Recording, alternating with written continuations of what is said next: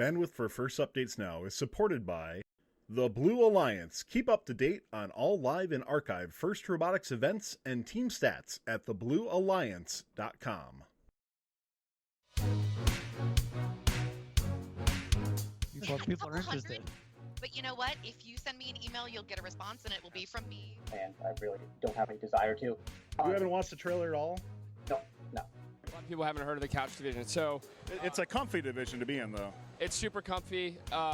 It's almost too comfy at times. Your response to teams who see that as a new potential issue with districts? Yeah, that's really a two-pronged question. Let's see if there's any damage from that fall. There was. They snapped 330. Still on their back. 6 seconds to go. Or was the highest ranked. And as votes continue to pour in, everything kind of changed around a little bit. So we forget to go back.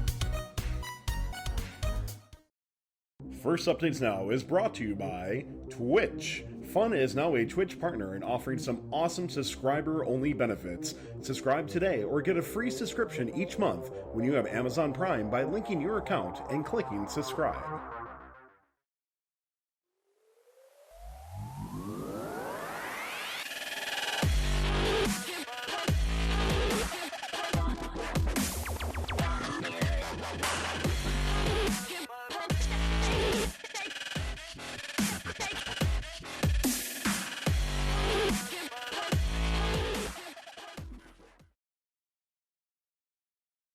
Everyone, and welcome to our episode of First Help Now, where we're here to help answer your questions to improve your FRC team.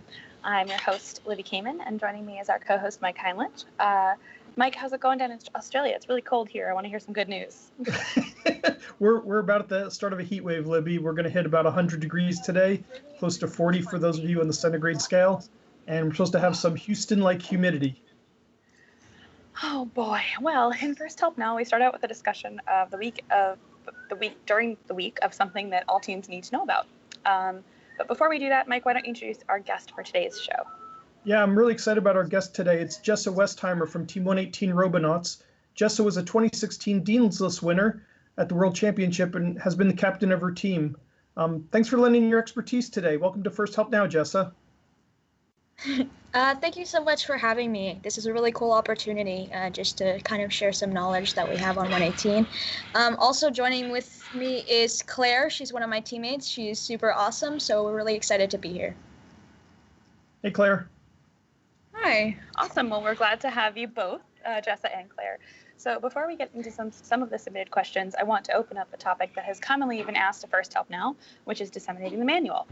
We saw that this year that First has consolidated the admin and the game manual into the game and season manual. How do teams, especially newer teams, manage all of the information in the manual, and what tips do you have to quickly find the information that you might need?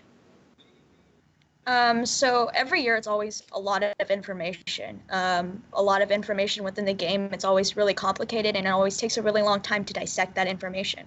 So what 118 does is we all sit down as a team and we go through rule by rule, just everything about the game. We make scoring charts. We work through all the possibilities for the game, just so everyone has a really, really strong understanding of the game rules as soon as they come out. That being said, updates happen during the season. Things are made clear. There's lots of clarifications that go on. So another thing at the very beginning is to establish that important universal info. Make sure everyone understands scoring. Make sure everyone understands fouls. And then for the admin manual, since they attached it to the game manual this year, make sure everyone knows the deadlines for the Chairman's Award, the Woody Flowers Award, things like that. Just make sure all of that universal information is disseminated properly throughout your team, that everyone's aware of the things that are going on. Throughout the season, you're going to want to keep up with the Q&A. A lot of really important things come up there.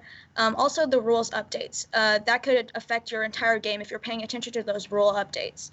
And then specifically when you have a question and you want to find the answer within the game manual or the Game Plus admin manual, I don't know what they're calling it now, just know your question. Know what you want to ask, know what you want to find out, and really take notes on the manual itself, and then Control F. Like, that's the biggest tip that I can give you. That's the tip that we use here on 118 is Control F to find your answer, because it's a lot of information packed in there. So if you know what you're looking for, you can Control F and hopefully be able to find it pretty quickly. Yeah, so I guess I think you pretty much hit the nail on the head there. There's only a couple things that I think I'd like to amplify. First of all, starting with the rules and the game flow and the scoring is absolutely essential before you even go after the robot. The only thing that I would really add is, when we're talking to rookies, we try to coach them on the things not to worry about. So we try to keep it as simple as possible for them. And I'll say about 90% of the rookies, one of the easiest ways to simplify things is to tell them, don't worry about pneumatics. There's a whole big section in there, but if you could just master motors your first year, you'll be on your way. So we try to keep it real simple for them. The only other area where I think rookie teams fall down a lot, and this year especially, maybe we'll get to it in a question sometime today, is stims and making sure you get stims under your belt so you can get those student-based submissions in. Yeah, for sure. I do have something in response to that, actually. You made a really good point, Mr. Heimlich, is that there is that entire control section within the manual. So Claire and I are both actually on the control subsystem. So how we disseminate that particular information is we have a dedicated member of our control subsystem who is kind of like the expert at all of the controls, regulations, and all of the rules that they have, because they're really particular. But you made a really good point in ensuring that not all of the rookies have to be experts on all of these rules, but if you have a dedicated person who knows all of those rules and is aware of what's happening there, that's going to be really important and a really valuable resource, because not everyone needs to know that. Absolutely. I think that's a really great point, is having, the dedicated expert in whatever group, no matter how big your team is. There's totally room for that. But with that, main topic covered, it's time to take questions submitted by Fun Nation and to First Help Now. One thing we want you guys to keep in mind is that First Help Now is not the official Q&A. Make sure you do your research into making smart decisions for your team. If you're interested in calling in or submitting your questions, send an email to frchoupnow@gmail.com. We'll also answer questions from the live audience, so tag @FirstUpdatesNow with your question in the Twitch chat, and we will get to some at the end of the show. Yeah, now we're going to start with a call-in from Andrew Clark, who's a mentor on Team 5985, Project Bucephalus. They're in their second year out of Wollongong, New South Wales, Australia. Okay, I've actually had the pleasure to work with Andrew for a couple years. This is a real great first progression story. Andrew and his family started an FLL team several years ago, and they really loved FIRST, and as the kids got a bit older, they decided to make the leap from FLL to FRC, and last year they had a fantastic year. Brought a really great robot, and I can't wait to see what they have for this year at the Australian Regionals. That's so great. I love stories of people coming through the program. So it's so wonderful. It's super comfy. So it seems like we can bring Andrew in now. Response so we to can, teams who get see that as a new potential questions issue in with him. districts. Yeah, that's really a two-pronged question. Let's see if It's okay. Good morning. Are we good? Good. We got Andrew? There we go. Welcome to First Help Now. What is your question? Okay, first question. What would be your advice if a sponsor, for whatever reason, is unable to fulfill like the cutting or machining tasks they arranged with the team? Do I take that one? Yeah. Okay.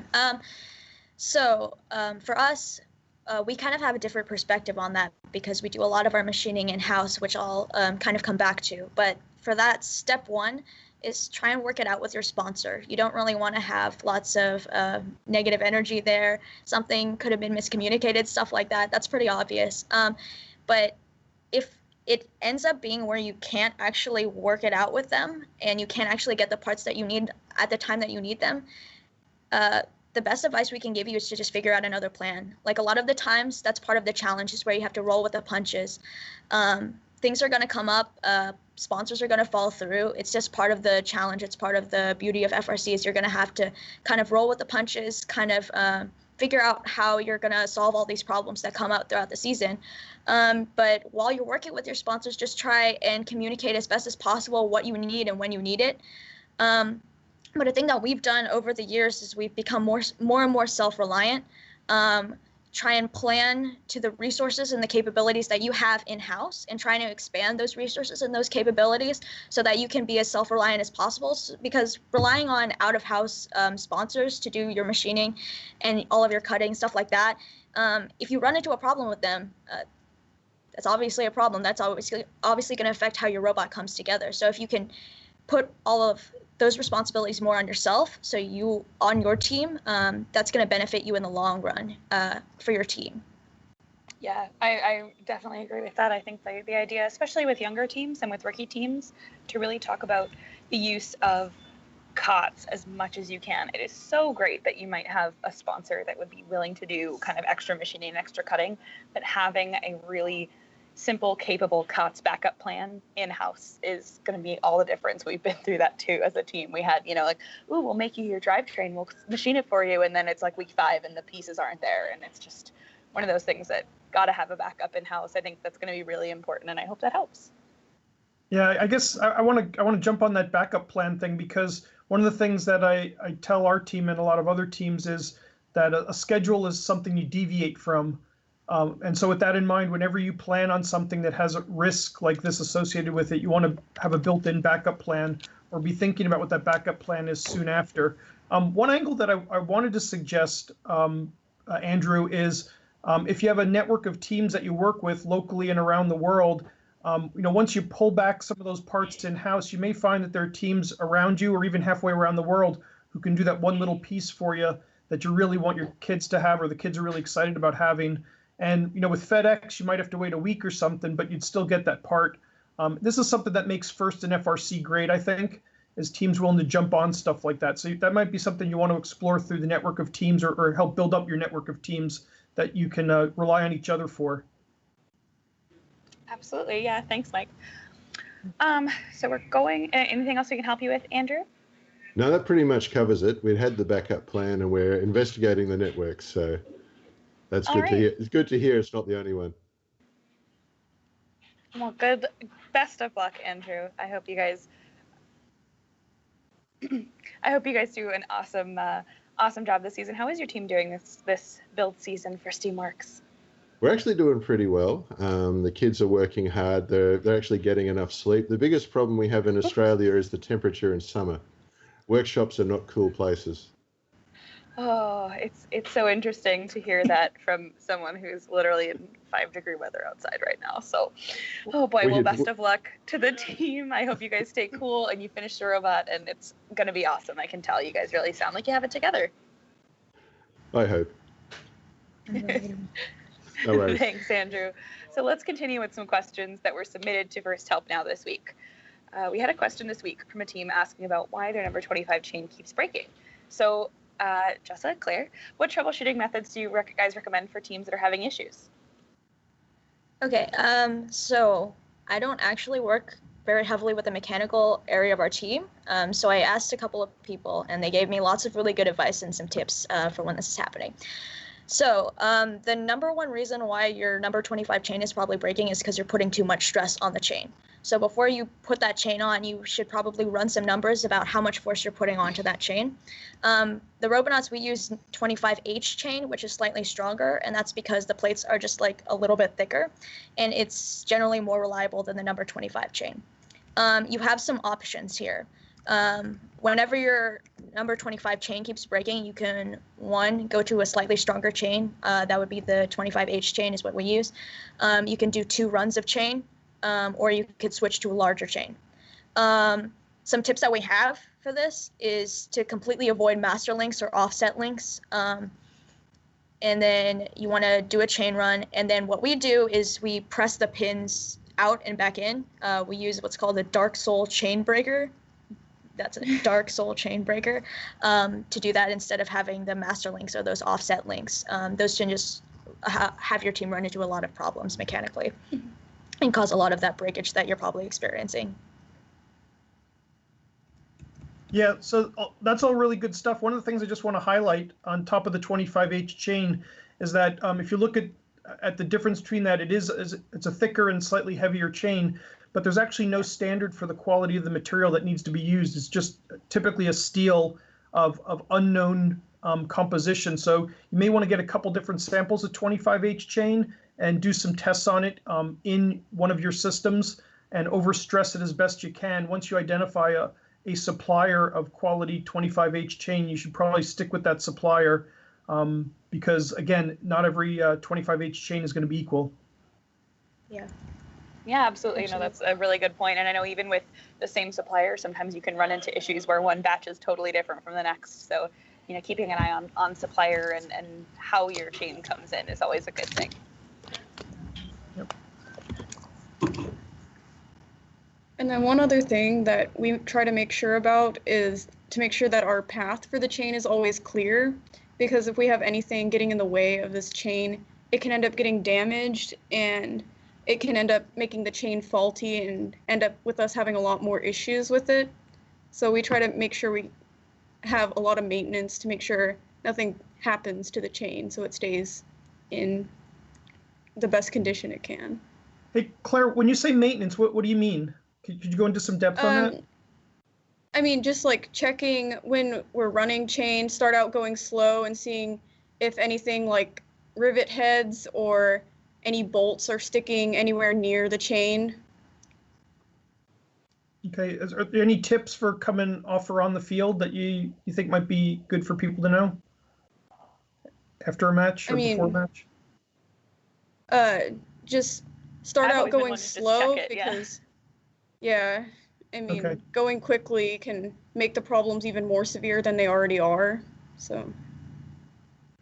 All right. Yeah, very true. I was going to say, I'm always just one for kind of make sure you visually inspect them and all that kind of stuff. So, nice. Thank you guys. Yeah. So, on that point, whenever you're kind of doing robot maintenance, we always do full subsystem checks in between our matches whenever we run them. So they'll go through everything. So if a chain breaks on the field, then we replace it immediately. We check everything immediately after we come back from a match and right before we go to our next match. So just make sure you're checking at competitions especially. That's going to be a really important thing. Have a checklist, have a subsystem checklist. You're checking every part of the robot, making sure it's all working and diagnosing all of those problems as soon as they happen. All right, that's great help there. Let's move on to our next question. It's about bag day. We've had a few teams ask First Help Now over the last week or so about not finishing their robot before bag day. What recommendations would you have for teams to properly and legally utilize their withholding allowance as they get ready for competition and pressed up against that stop build day? Yeah, so that's a good question. Our best advice, this is what we do on our team. For the most part, we try and complete as many of the parts as we possibly can, but sometimes the deadline is coming up really fast, and even if we can't put them together in their entirety or their final configuration, we just mount them on the robot so they're counted as part of the robot and not as part of our withholding allowance. Yeah, no, that's really, really smart. I think teams don't always recognize that even if it's not 100% ready, putting it in the bag lets it count. And I think that's a huge difference for teams that maybe it's not all the way done and you put it in there and see what you can iterate moving forward, even though you can't touch it. What can you do with it, knowing that the next time you'll get access to it? And this is even more important if you're a district team, because you do have 6 hours to work on it. If it's a regional team and you have Thursday, but you have to wait until that Thursday of that week, right? You have to wait and hold your breath for 2 weeks. But for district teams, you will have some space in the middle there as well that you can work on whatever's in the bag, and it still won't be your withholding allowance. And that's a really careful, point to have if something's not quite done, but you're pretty happy with it, that it can fit into that category. Sort of going back to your point earlier, Libby, about COTS parts, I think a lot of teams make the mistake of bringing in fully assembled withholding, not knowing they could bring in the COTS and they could bring in the manufactured parts separately and do a quick assembly job. That's where that 2 weeks time, let's say, after bag, but before the event comes in handy. You could practice doing that assembly in your pit area a couple times so you have it down to a science where you may just have to mount a motor. And if it's a sim motor, you save yourself a few pounds in terms of withholding. You do a lot more that way. Absolutely. Yeah, that's really, really helpful. I think, sometimes it's the same thing. Sometimes teams don't realize you can bring in as much as you can carry of COTS material and just make something great out of that at your event. So we're going to move on to our next question, which is on my list because it's near to my heart as a drive coach. A lot of teams have texted in asking what process other teams take to train their drive team. So Jess, I'd like to ask you guys, what process does 118 go through to train drivers every year? So I'll kind of just go through our entire process from driver selection to how we train our drivers for regionals and championship if we get there.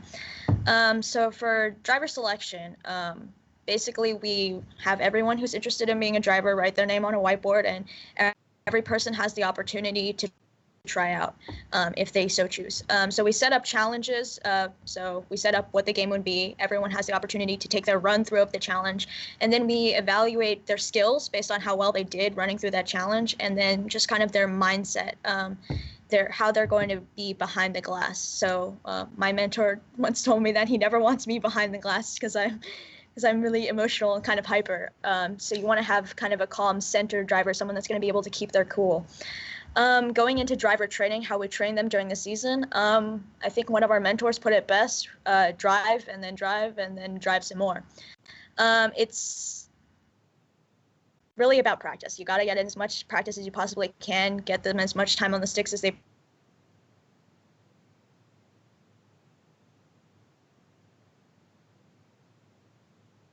possibly can afford.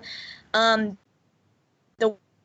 way we're really tasked over the cheval de frise over and over and over and over again, and then we practice what that would be like. That specific task would be like going into a match. So we run a 2-minute simulation match after that task has been mastered, just to kind of see that different dynamic and how it would fit into a competitive battle. Another important thing for when you're training your drivers is to train full matches. We, on the Robonauts, we run the scenario. We run what it's going to be like during the match, and we call that training like you fly. So you want to train like you fly as much as possible. I guess the only thing that I'd add there is one of the things that a lot of teams overlook is your drive team or team ambassadors as well. And as you get through a competition and you're starting to think about alliances during the elimination rounds, you want people who can communicate and sort of live your team philosophy and your team culture. So sometimes you have to make a hard decision between quality behind the sticks and being that good team ambassador. Hopefully that's not too much of a hard decision. But I think there's a factor there as well to build strong alliances during the elimination rounds. Definitely. I think something that was actually going to tie into that too is on our team, the one thing that, I mean, our systems seem very similar, Jessa, between our teams, but the one thing that we have that I didn't see in your response is before we even let them touch the sticks, we have an exam. And it's the rules, and it's the team history, and it's all of the information about the Midnight Inventors and First, and it ties into what you're saying, Mike, about being a team ambassador. And on our team, you got to get a certain mark on the exam to move into the practical training, because if you can't speak to the team and you can't understand the rules, yes, the coach's job is to manage you through the match, but if you can't, process the rules in your own head before, the instruction comes, it's something that's important to us. And so that might be something teams want to consider, not necessarily like, we also have 125 students, so that's like a little bit ridiculous, and we have to narrow it down. So it's a very different situation, but with whether before or after selected, making sure that the drivers understand the rules, the rule updates, and the team background and are able to really be that ambassador is pretty important to gear up for competition. Yeah, so speaking of gearing up for competition, let's wrap up the discussion with some very commonly asked questions over the last couple weeks. What do your teams bring outside the ordinary in terms of supplies to the competition that you think gives your team an advantage? So that's a good question. For our team, we obviously we bring spare parts. So last year we had like a spare hanger and a spare intake that we were ready to mount on from our practice robot, which is always valuable to have if you do have those resources, because it'll make fixing a break a lot faster and a lot more efficient whenever you're in that crunch time in the middle of your matches. Another thing is, depending on what game it is, we'll sometimes bring field elements. Like last year, we had the tower. So we had a tower that we set up in our pit so we could practice hanging on it. We could practice shooting, and we practice with our alliances. If our alliance partner tells us they can hang, we have a tower. You want to show us that you can hang? So it's a lot easier going in, so we can practice with our alliance partners. We can do those subsystem checks that I mentioned earlier. It's a good way, if possible. I don't know if we were planning on doing anything similar to that this year, but depending on the game, maybe in the future, it'll be beneficial to have some of those field elements with you. But in addition to that, we also occasionally will bring cheesecake. And for people who aren't aware of what cheesecake is, it's just stuff partners. So it could be like a ramp or something, or it can direct the gear into a robot for a robot that doesn't have that capability. It depends year to year. Like 2015, it might have been cheesecake can grabbers, something like that. So we also bring that or materials to build cheesecake at the competition. But other than that, we don't really bring anything interesting or special. We just bring what we need to quickly repair the robot. And I think you don't need to focus so much on bringing outside of the ordinary to a competition. You need to bring what you need in order to be as competitive as possible. And that's not always going to be something super out of the box. But at competitions, we don't really invent anything. We don't really try and make any, usually we don't try and make up any new technologies. But if you try and focus on refining what you have and taking the work that you have at the competition from a maintenance standpoint. Yeah, that can definitely leave you a lot better off as to work from a maintenance standpoint at the event. And just to add to that, I mean, we already talked about it just a little bit, but we talked about COTS and, bringing all that stuff. And that's a really easy way to help cheesecake people. But the other thing that really bumpers. Caught up. Yep, we're good. It's okay. We got it. So what was one of the Q&As that I was checking through is they asked about the legality of cheesecaking with something in your bag. So if you have spares that you don't want to bring in on your spare allowance, put them in your bag. Give them to your partners. It'll be great. Mm-hmm. I guess one of the things that people often forget to bring to the competition is some of those checklists that we talked about before, specifically with regard to maintenance coming off and on the field. I don't want to say that's a competitive advantage, but it certainly helps you get the robot back out quickly, and it helps you eliminate any problems that start to creep up in the course of those machines taking a beating. Absolutely. Yeah, a nice little checklist. We usually post ours on the inside of our pit, so that on your way out, you have to walk by it. So we're going to take just a few minutes at the end here to address some questions from our live viewers. And our first question comes from RGCII, I guess. I don't know how to say that. In auto, it says 60 points for each rotor moving. If all 3 robots put 3 gears on the airship and move 2 rotors, would that team gain 120 points? And from my understanding of that question, yes. As long as you're not touching the reserve gear, every single one of you is placing, you're up. That's 120 points. Yep, and it goes to the alliance, not the team. So just a clarification. Yeah, with the alliance. Yeah, I think that's always the distinction between alliance gaining points and team gaining points is so strange, and that's why looking at that ranking system is huge. Yeah. We may have lost. Oh, you're here. It's just I think we just lost video. Can you hear me? You. Okay. Okay. So our second question is, where can we get a Dark Soul Breaker? They seem to be out of stock. I just texted my mentor to ask if we could come back to me. I'm looking right now, and I can't really. Hold on. That's okay. You know what I think we can. More keywords. What I think we can do is we will try to find it, and we'll put it either in somewhere for the show, somewhere online in a chief thread or something like that. We will. Dark Soul Chainbreaker. Dark Soul Breaker. Yeah. We'll have to put it in the list, and let me check chat really quickly for any additional questions.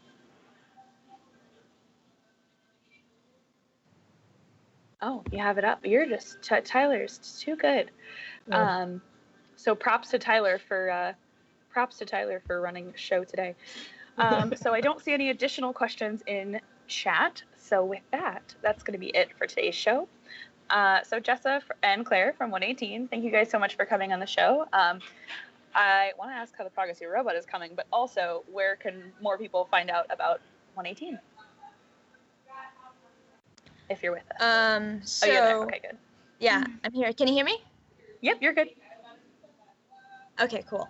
So we spent a lot of time prototyping this year, which pushed our CAD back. So as far as checking out the progress of our robot, I'd say wait for our reveal, or keep on the lookout You had for to that. keep us all in if we do suspense, have one this huh? year. Yeah, it's one of our favorite things. So if you want to find more reveals about are one of my 182 favorite things too. Yeah. Oh, thank you. We try to make them as exciting as possible. So if you want to find out more about 118, you can check out our website, ccisdrobonauts.org, and then Claire has something to add about that. We have a program that a lot of our students like to help with called EveryBot. It's a robot that we try to make less expensive so that anyone, no matter where they live or what kind of materials they have, can make it based on what's in the kit. And so we try to make it do as much as we can with the materials that we have. And so any rookie teams or teams that just may not have the same materials as maybe another team can go check out our EveryBot page, which is, there's a link to it on our website. And it's got instructions on how to wire your robot, how to build the Andy Mark base, and how to make all the basic things to get points in this game this year. Yeah, so what's really cool about the EveryBot initiative, which, as Claire mentioned, you can find on our website, ccisdrobonauts.org. What's that? Okay, awesome. So if you click on the EveryBot tab at the top, that'll show our build blog. So basically, we will build a robot using only the kit of parts and a budget of $1,000. And all of the materials that we buy with that $1,000 are easily obtainable materials, stuff that you can find at your local hardware store. So this initiative is really targeted for lesser established teams so that everyone can be as competitive as possible, just so we can share some options that we have. Some prototypes that we made, and in the end, it's going to be a complete robot. So if you want to copy it bolt for bolt, just so you can learn stuff, that's perfectly fine. It's just a resource for other teams that we have had the opportunity to provide, and we're really excited about it. It's been going on for 4 years. The program has been growing every year, so we really encourage you all to check it out if you're so interested. And we have our email on there, so feel free to email the EveryBot email, which is in the Contact Us part of our page, with any sort of questions or just comments about what we've done on there. Yeah, absolutely. I totally love that project. I would love to see, so when you're talking about, wait for the reveal, I'd love to see 118 on premiere night. But also I'm very excited. I'll have to check out EveryBot. I love that idea. And I love that you're bringing that kind of ingenuity to teams all over the place. So we have one more question that flew into chat at the last minute. And it is from Little Miss Lish, is what I think I'm reading. And it is, what makes a good chairman's presentation? And I'll go first. I'll let you guys chime in. But I think the biggest thing is really having an understanding of your material and being able to sell it with your own personality.